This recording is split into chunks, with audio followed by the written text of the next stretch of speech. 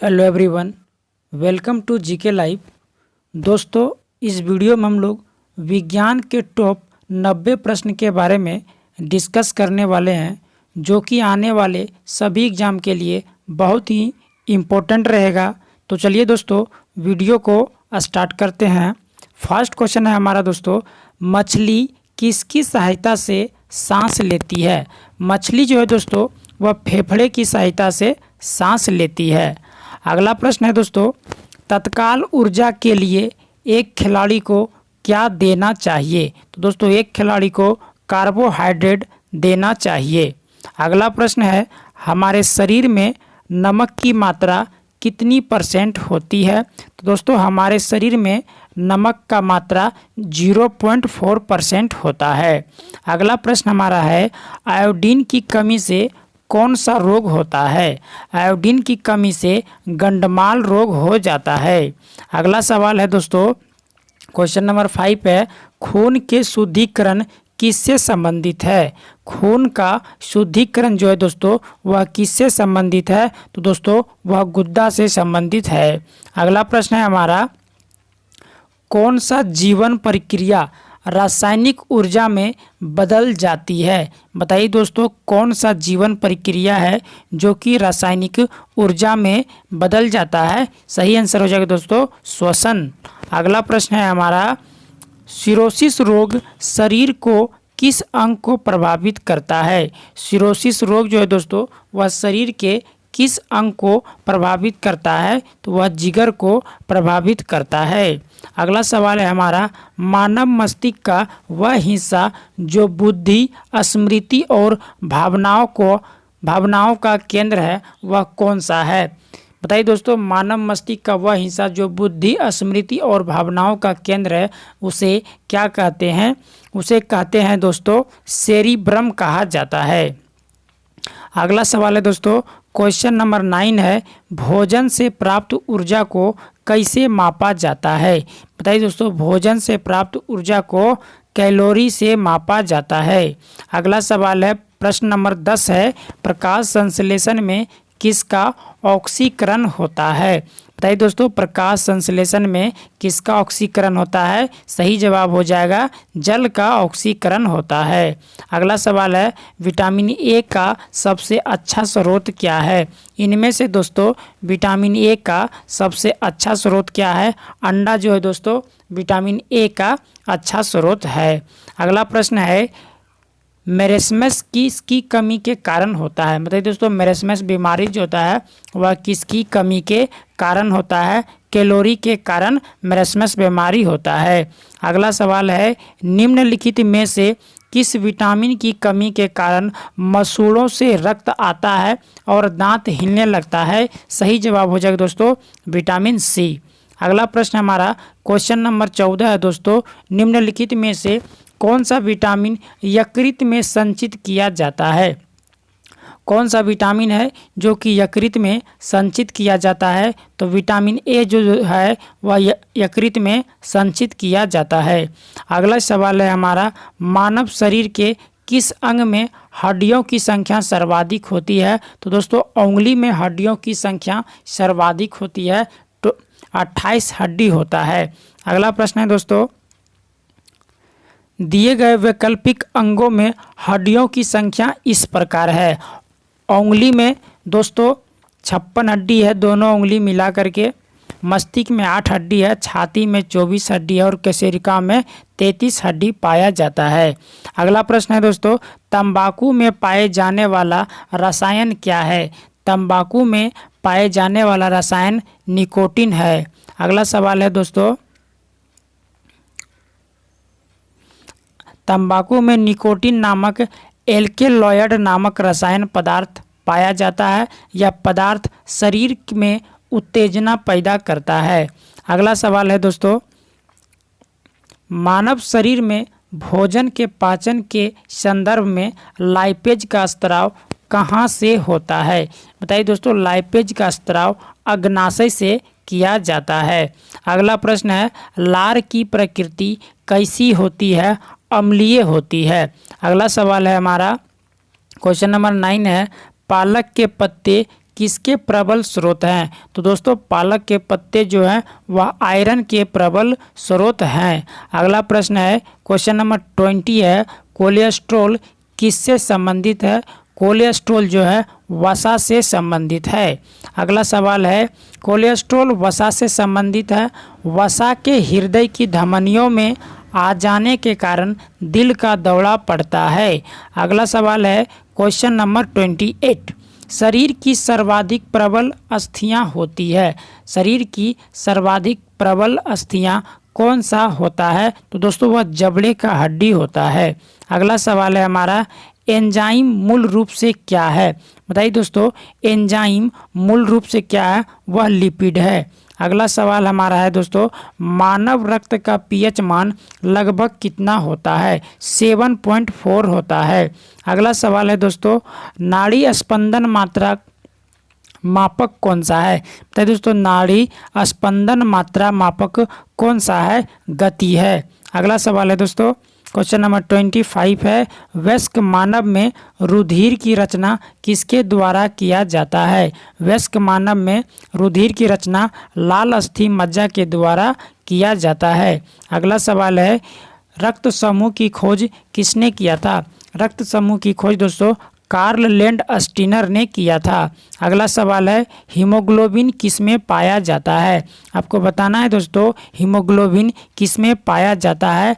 RBC में दोस्तों haemoglobin पाया जाता है। क्वेश्चन नंबर 28 है, मानव शरीर में रक्त के निर्माण का स्थान क्या है? रक्त का निर्माण का स्थान दोस्तों अस्थि मज्जा है। अगला सवाल है क्वेश्चन नंबर 29 है, कौन सा हार्मोन नहीं है? इनमें से कौन सा हार्मोन नहीं है? 29 का हो जाएगा दोस्तों हीमोग्लोबिन जो है वह हार्मोन नहीं है। अगला सवाल है क्वेश्चन नंबर 30 है, ऑन्कोलॉजी में किसका अध्ययन किया जाता है? ऑन्कोलॉजी में दोस्तों कैंसर का अध्ययन किया जाता है। अगला सवाल है दोस्तों मनुष्य के कुल रक्त आयतन में रक्त प्लाज्मा कितना % होता है? 55% होता है। अगला सवाल है दोस्तों लॉ ऑफ फ्लोटिंग सिद्धांत की खोज किसके द्वारा किया गया था? बताइए दोस्तों लॉ ऑफ फ्लोटिंग सिद्धांत की खोज किसके द्वारा? आर्किमिडीज के द्वारा किया गया था। अगला सवाल है जब एक झील की सतह पर जल जमने जा रहा है तो इसके तल पर पानी का तापमान क्या होगा? इसके तल पर दोस्तों पानी का तापमान क्या होगा? सही जवाब हो जाएगा 4 डिग्री सेल्सियस होगा। अगला सवाल है किस तापमान पर जल का घनत्व अधिकतम होता है? बताइए दोस्तों किस तापमान पर जल का घनत्व अधिकतम होता है? 4 डिग्री सेल्सियस पर जल का तापमान अधिकतम होता है। अगला सवाल है आपेक्षिक आर्द्रता मापने के लिए किस उपकरण का प्रयोग किया जाता है? हाइग्रोमीटर का प्रयोग किया जाता है। अगला सवाल है ठोस की शुद्धता किसके निर्धारण द्वारा प्राप्त की जाती है? ठोस की शुद्धता किसके निर्धारण द्वारा प्राप्त किया जाता है? 5 नंबर का आंसर हो जाएगा दोस्तों गलनांक बिंदु से। अगला सवाल है लोहा पारा में क्या होता है? बताइए दोस्तों लोहा जो है पारा में क्या होता है? तैरता है। अगला सवाल है निम्नलिखित में से किसका घनत्व जल के घनत्व से अधिक होता है? इनमें से बताना है दोस्तों किसका घनत्व जल के घनत्व से अधिक होता है? तो लोहे की कील का। अगला सवाल है क्वेश्चन नंबर 8 है 0 डिग्री सेंटीग्रेड कितने डिग्री फ़ारेनहाइट के बराबर होता है? तो दोस्तों 40 डिग्री फ़ारेनहाइट के बराबर होता है। अगला सवाल है जल का हिमांक कितना होता है? जल का हिमांक कितना होता है? 32 डिग्री फ़ारेनहाइट होता है। अगला सवाल है पहाड़ पर पानी निम्नलिखित तापमान पर उबलने लगता है। बताइए दोस्तों पहाड़ पर पानी किस तापमान पर उबलने लगता है? 100 डिग्री सेल्सियस से कम तापमान पर पहाड़ पर पानी उबलने लगता है। अगला सवाल है दोस्तों पारा का न्यूनतम हिमांक कितना होता है? बताइए दोस्तों पारा का न्यूनतम हिमांक जो होता है -39 डिग्री सेल्सियस होता है। अगला सवाल है क्वेश्चन नंबर 12 है केल्विन पैमाने के किस बिंदु पर जल उबलता है? बताइए दोस्तों, केल्विन पैमाने के किस बिंदु पर जल उबलता है? 12 नंबर का आंसर हो जाएगा 373 केल्विन। अगला सवाल है, निम्नलिखित में से कौन विद्युत का सबसे अच्छा कुचालक है? इनमें से बताना है आपको विद्युत का सबसे अच्छा कुचालक कौन है। लकड़ी जो है दोस्तों वह विद्युत का सबसे अच्छा कुचालक है। अगला सवाल है, ताप का एसआई मात्रक क्या होता है? ताप का एसआई मात्रक क्या होता है? केल्विन होता है। अगला सवाल है, प्रकाशीय गेज किस सिद्धांत पर कार्य करता है? प्रकाशीय गेज जो है वह किस सिद्धांत पर कार्य करता है? प्रवर्तन के सिद्धांत पर कार्य करता है। अगला सवाल है, समान आँख के लिए स्पष्ट दृष्टि की न्यूनतम दूरी कितनी होनी चाहिए? 25 सेंटीमीटर होना चाहिए। अगला सवाल है, लेंस के पावर को किसमें मापा जाता है? लेंस के पावर को किसमें मापा जाता है? डायोप्टर में मापा जाता है। अगला सवाल है, दूर की वस्तु को देखने के लिए किस उपकरण का प्रयोग किया जाता है? बाइनोक्यूलर दूरबीन का प्रयोग किया जाता है। अगला सवाल है, सूक्ष्मदर्शी का आविष्कार किसने किया था? सूक्ष्मदर्शी का आविष्कार जेड जॉनसन के द्वारा किया गया था। अगला सवाल है दोस्तों, एक मनुष्य को 75 सेंटीमीटर दूर तक नहीं दिखाई पड़ने पर कौन सा दृष्टि दोष होगा? तो उसे दोस्तों कौन सा दृष्टि दोष होगा? हाइपरमेट्रोपिया होगा दोस्तों, जिसे दूर दृष्टि दोष कहा जाता है। अगला सवाल क्वेश्चन नंबर 21 है, वायुमंडल में ऑक्सीजन का प्रतिशत कितना होता है? बताइए दोस्तों, वायुमंडल में ऑक्सीजन का प्रतिशत कितना होता है? 21% होता है। अगला सवाल है, मोह मापनी का उपयोग किसको मापने के लिए किया जाता है? कठोरता को मापने के लिए किया जाता है। अगला सवाल है, भविष्य का ईंधन किसे कहा जाता है? भविष्य का ईंधन हाइड्रोजन को कहा जाता है। अगला सवाल है, पेंसिल का सिक्का किस चीज़ का बना होता है? ग्रेफाइट का बना होता है। अगला सवाल है, प्रयोग करने तथा औजार बनाने के लिए सर्वप्रथम किस धातु को खोजा गया था? बताइए दोस्तों, सबसे पहले किस धातु को खोजा गया था? तो दोस्तों तांबा धातु को खोजा गया था। अगला सवाल है दोस्तों,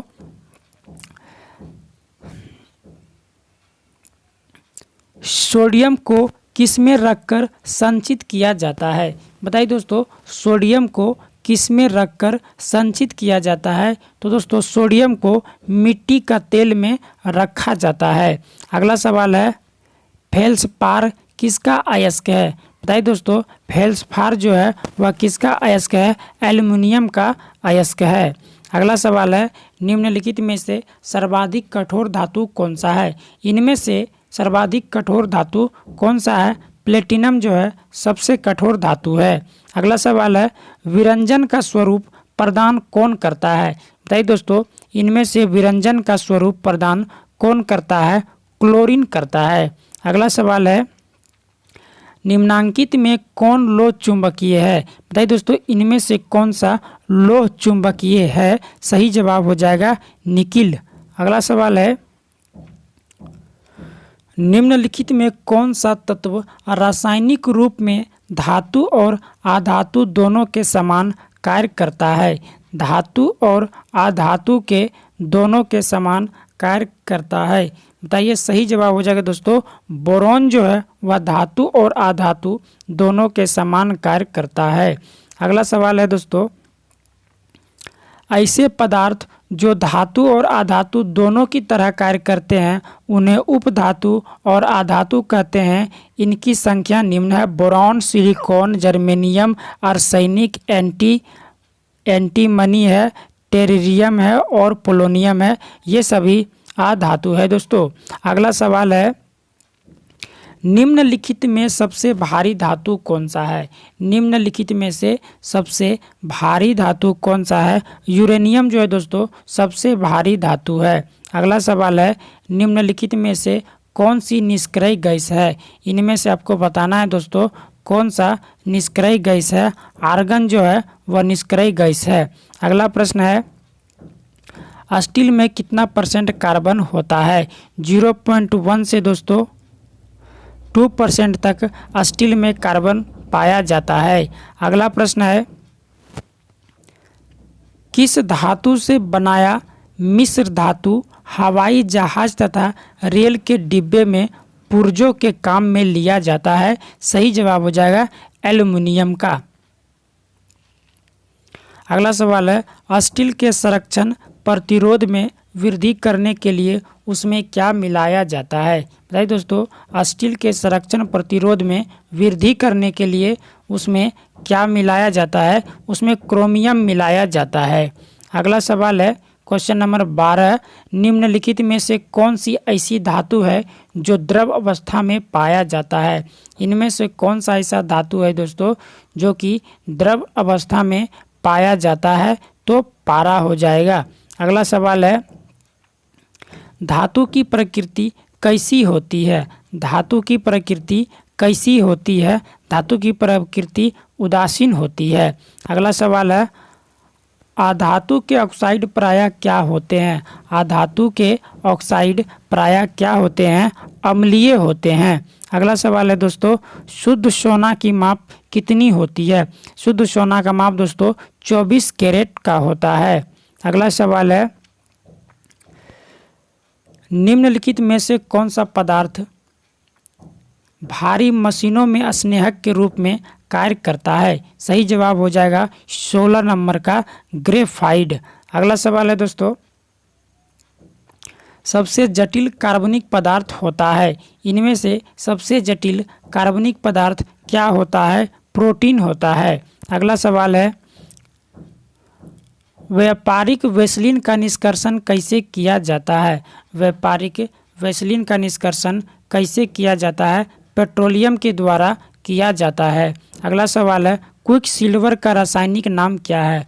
क्विक सिल्वर का रासायनिक नाम क्या है? पारा है।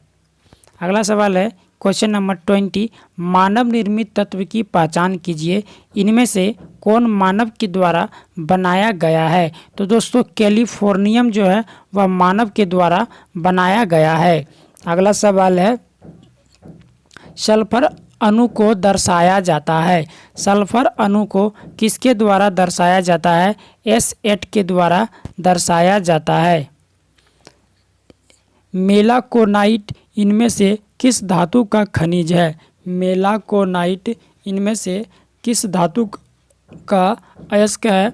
22 का आंसर हो जाएगा दोस्तों तांबा का मेलाकोनाइट अयस्क है। अगला सवाल है, 25 डिग्री सेल्सियस पर उदासीन का pH मान कितना होता है? बताइए दोस्तों, 25 डिग्री सेल्सियस पर उदासीन का pH मान कितना होता है? 7.0 होता है। अगला सवाल है, मोनोजाइट अयस्क है।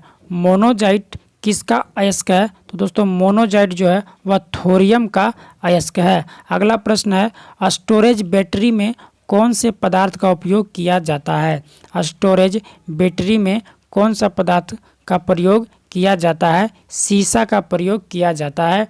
दोस्तों अगर आपको यह वीडियो अच्छा लगा हो तो वीडियो को लाइक करें और चैनल को सब्सक्राइब जरूर करें ताकि इस तरह का वीडियो आप तक मिलते रहे। वंदे मातरम।